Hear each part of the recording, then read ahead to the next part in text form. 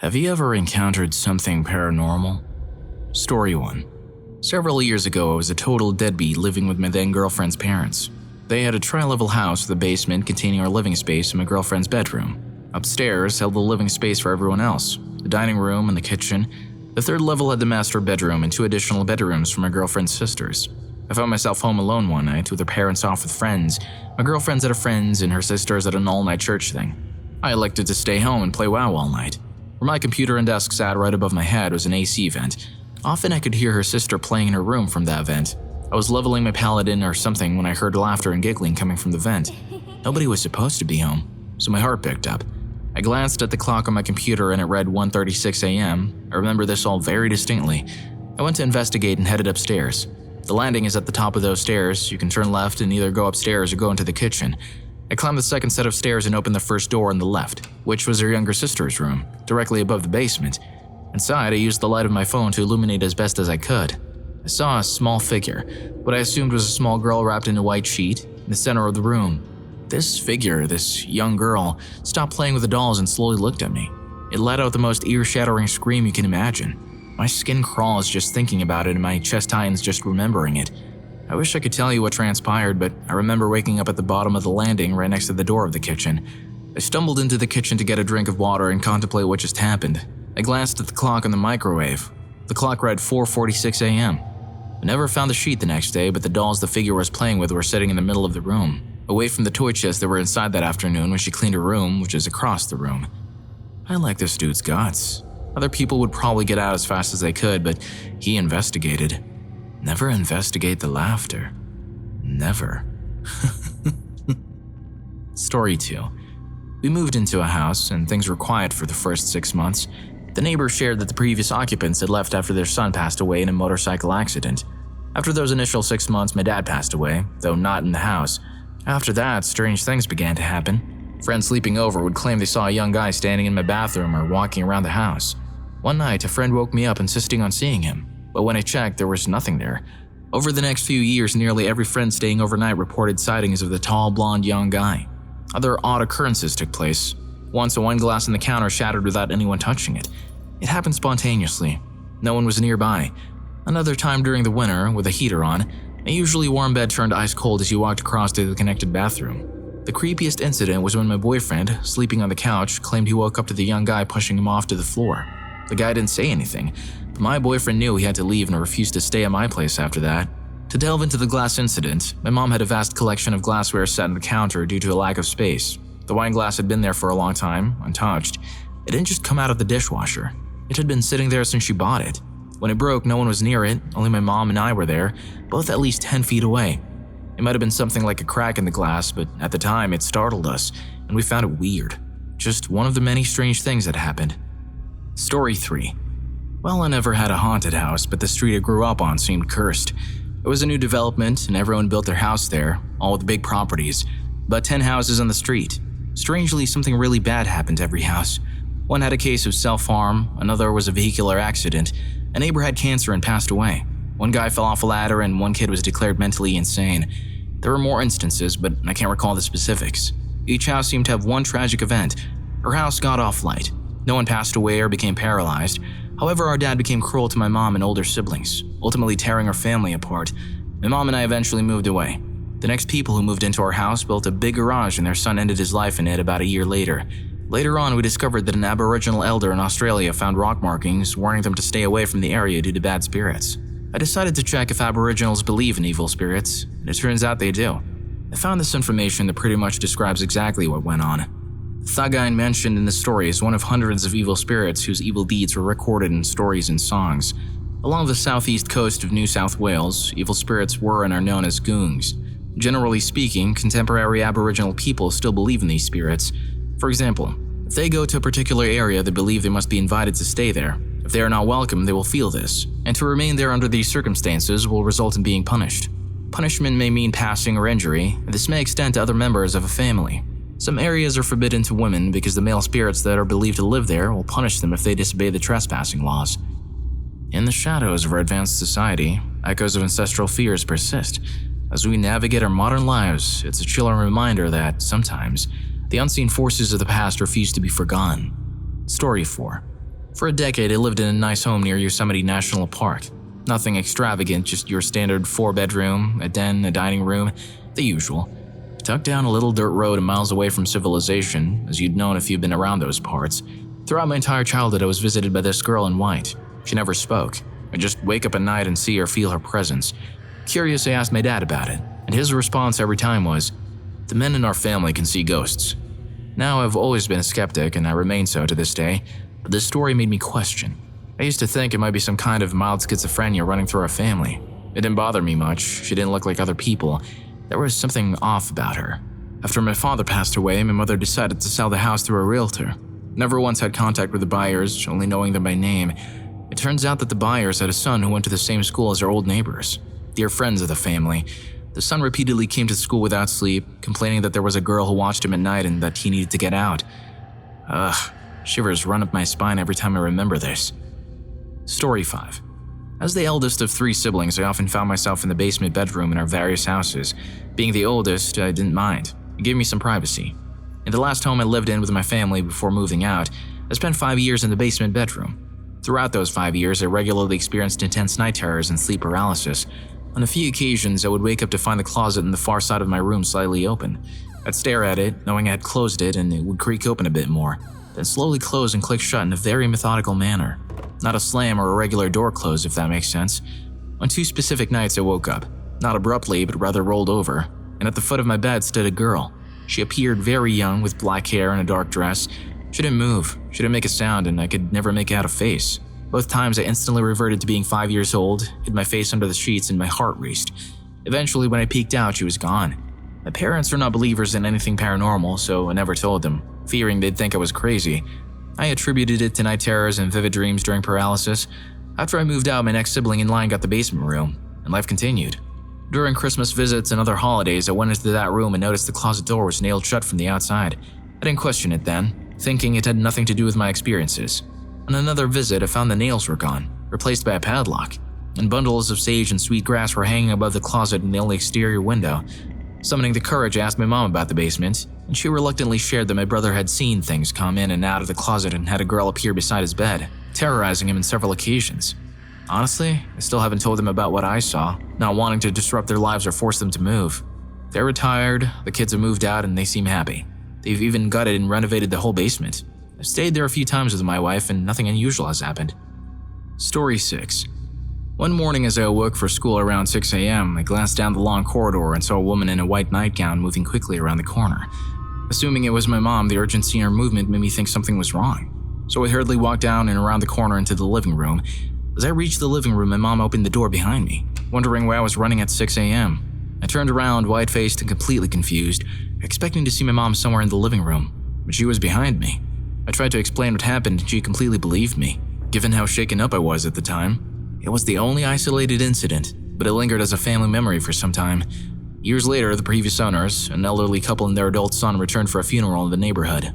My mom attended the funeral, and she later told me that the son approached her, asking if anyone had ever seen a woman in white. Sometimes, no matter how hard we try, some memories will resurface when we least expect them to.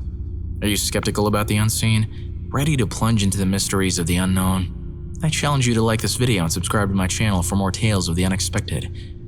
Story 7. I've suffered from insomnia for as long as I can remember. Back in 2nd grade, early in the morning, around 5 or so, I had a little TV on my nightstand and I was watching Lord of the Rings on VHS.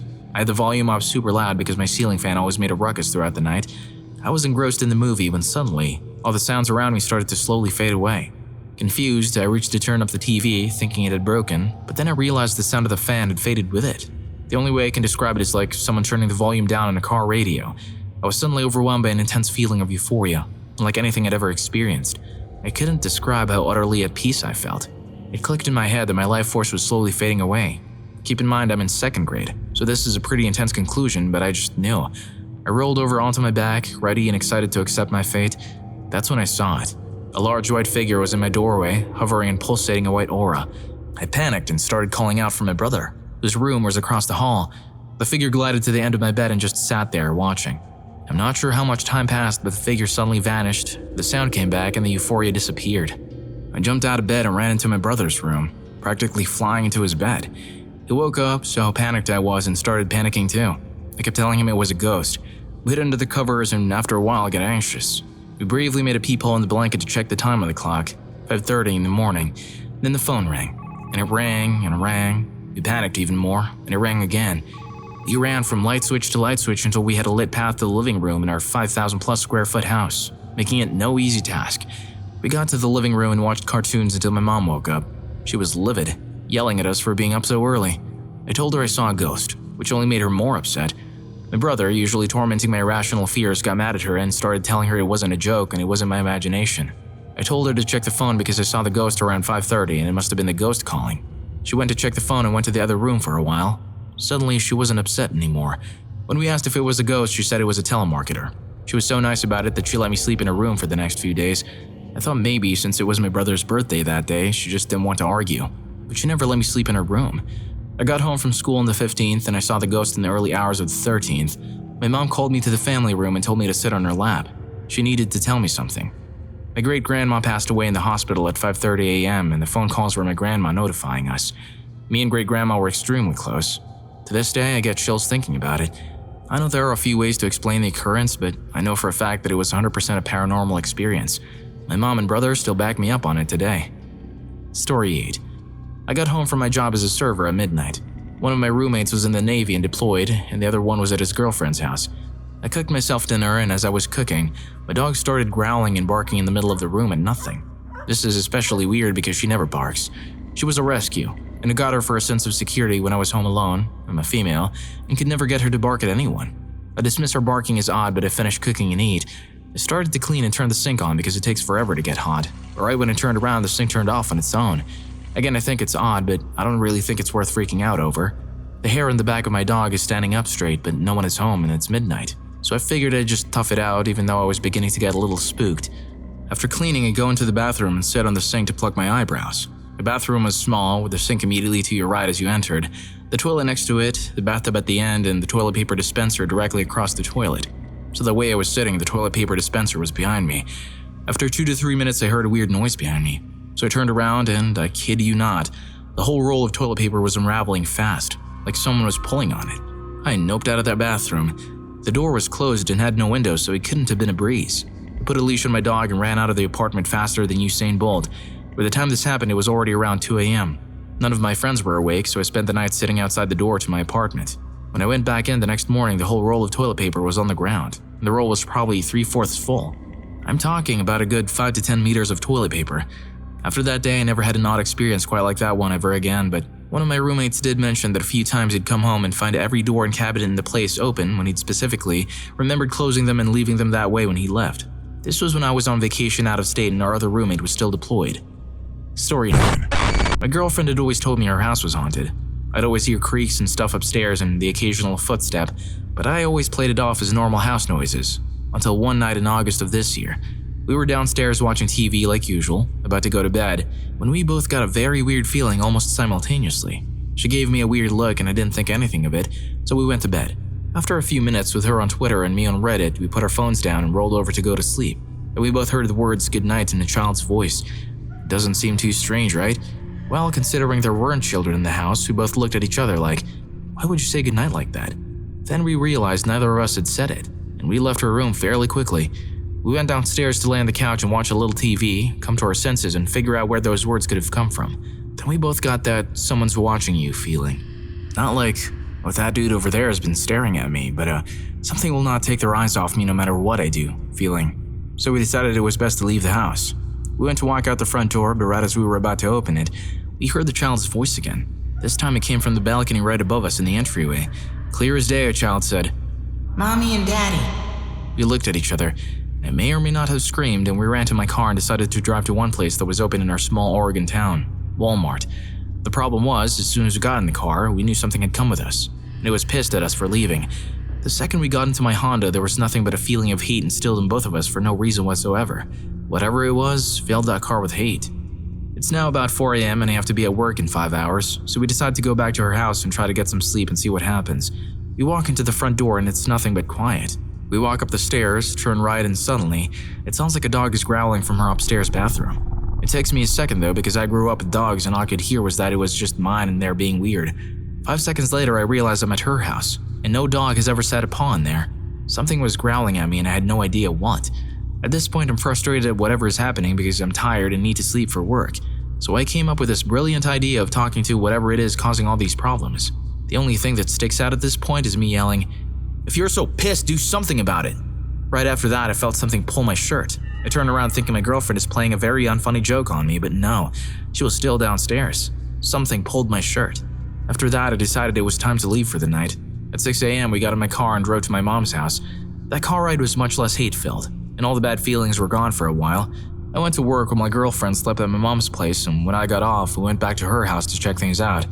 Everything seemed fine, except for the one picture of us she had hanging on her wall, which was knocked to the ground like something out of a horror movie. But she was too exhausted to care about my safety at that point, and I was so tired that I was willing to let whatever was there and everything just so I could get some rest. 2 weeks later, we moved out and we haven't had any problems since. I never believed in the paranormal at all until this happened. I still question it. My brain thinks there has to be a logical explanation for all of it. I'm sure there is, but I know she believes, and a piece of me believes that there's something else in that house. Story 10.